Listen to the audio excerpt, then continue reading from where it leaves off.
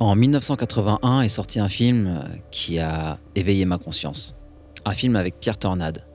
Ça te dit rien? Dans le monde du doublage, il est la voix d'Avril Dalton ou d'Obélix. Sinon, il y a aussi Henri Guibet, qui est la voix de Rex dans Toy Story, ou alors il a joué aussi dans La 7ème compagnie. Au fait, moi, c'est Skyar Naclea. Je fais des vidéos qui parlent de son ou de musique, et éventuellement de skate. Mais aujourd'hui, j'ai envie de faire une exception pour te parler d'un film qui a changé ma vie. Je parle pas d'un film qui fait prendre conscience des problèmes qu'il y a dans le monde, comme La Belle Verte, mais plutôt un film qui m'a fait prendre conscience que je pensais, que dans mon esprit, que dans ma tête, j'entends des voix. Ça fait à peu près 30 ans que je cherchais à retrouver ce film. Il existe un chêne dans un petit village près de Yvetot, en Normandie, entre Rouen et Le Havre, plus précisément à Allouville-Bellefosse, qui est connu comme étant le plus vieux chêne de France. Son âge est estimé à entre 800 et 1200 ans. Ce chêne a inspiré un film qui a changé ma vie. Et ce film, c'est Le Chêne d'Allouville, réalisé par Serge Pénard. Je me souviens, quand j'étais minot, on regardait la télévision en famille un soir. Mes parents regardaient cette comédie française et aujourd'hui, si je peux t'en parler, c'est parce que j'ai enfin réussi à le retrouver. Au début, j'étais pas sûr que c'était ça. J'avais vraiment un très vague souvenir de ce film et plus j'avançais dans mon visionnage, et plus les indices qui allaient me mener à ma scène mythique se confirmaient. Comment je l'ai retrouvé?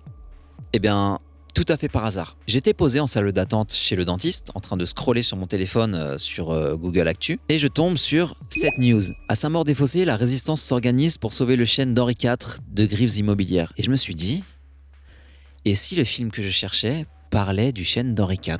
Donc, j'ai cherché quelques mots-clés sur Google, tels que le chêne d'Henri IV streaming, et j'ai eu pour suggestion le chêne d'Allouville.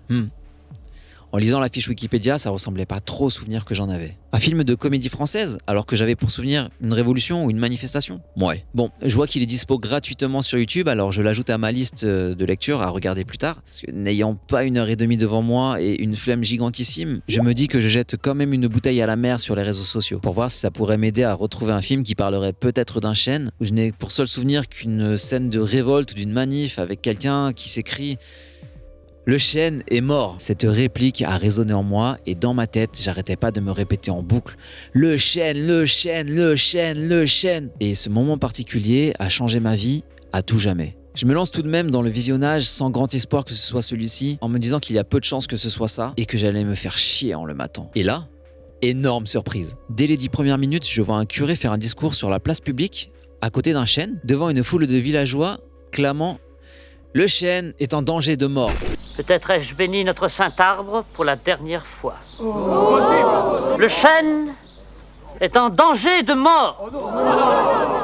Waouh. Bon, c'est pas encore la réplique dont j'avais le souvenir, mais tout semble aller dans ma direction. Un film traitant d'un chêne, quelqu'un sur la place publique faisant allusion à une éventuelle mort du chêne. Je continue alors mon visionnage. Et je me retrouve à regarder un film réellement passionnant, marrant, qui a certes un peu mal vieilli, mais où l'enjeu y est tellement important que je ne peux pas décrocher de mon visionnage. Et au bout d'une demi-heure, une autre scène fait surface et résonne dans ma tête comme il y a 30 ans. Une scène qui... Juge par toi-même. Mais oui, en effet, il s'agit là d'une question tout à fait régionale, vous avez raison. Oui, vous avez raison, toute la France doit connaître le chêne d'Allouville. Dinguissime.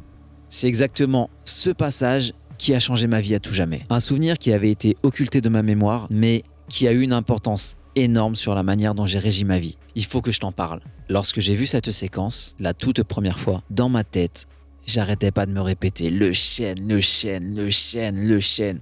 C'était insupportable, impossible de me sortir ça de la tête. Et c'est à ce moment-là précis que j'ai pris conscience que je pensais, que j'ai des voix qui parlent dans ma tête. J'y avais jamais vraiment prêté attention avant ce soir-là. J'ai aucun souvenir d'avoir eu des pensées avant d'avoir vu cette scène. J'ai tout simplement, littéralement, toujours eu des pensées en tête. En fait, ça a duré plusieurs jours d'entendre dans ma tête « Le chêne, le chêne, le chêne, le chêne » en boucle, comme ça. Ça m'obsédait tellement à un point où je n'arrivais plus du tout à penser à autre chose. Alors, je me suis forcé à faire quelque chose. Compter en boucle dans ma tête, jusque 4. 1, 2, 3, 4. 1, 2, 3, 4, et ainsi de suite. En boucle. Je comptais littéralement jusque 4, en boucle, dans ma tête. Et aujourd'hui, lorsque je ne pense à rien, c'est 1, 2, 3, 4 qui tournent en boucle dans mon esprit. Et le fait de compter jusque 4 a régi ma vie. Quand je marche, je compte mes pas 4 à 4. Quand je monte ou descends un escalier, je compte les marches jusqu'à 4 en boucle. Et si un escalier ne contient pas 4 x 4 x 4 x 4 marches, je suis mal à l'aise. Je suis devenu musicien et devine quoi? Une mesure, c'est 4 temps. Une tourne, c'est 4 mesures. Un refrain ou un couplet, c'est 2 à 4 tournes. Et c'est comme ça pour tout ce qui m'entoure. Ça se compte jusque 4 en boucle. Tout ça, juste pour éviter d'entendre en boucle ça.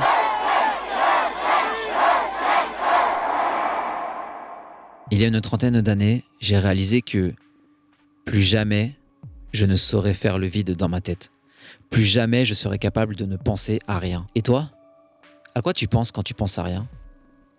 Dis-moi en commentaire. Au final, ce chêne n'est jamais mort. J'avais un souvenir erroné, plutôt déformé, mais le propos y était. Et je suis super content d'avoir pu enfin mettre la main sur ce film, sur cette réplique qui m'obsédait depuis que j'étais gamin. Pour moi, c'est pas juste un film que j'ai regardé en famille à la télévision un soir de la décennie des années 90. C'est le film qui m'a fait prendre conscience que je pense. Merci Serge Pénard d'avoir changé ma vie à tout jamais. Bon.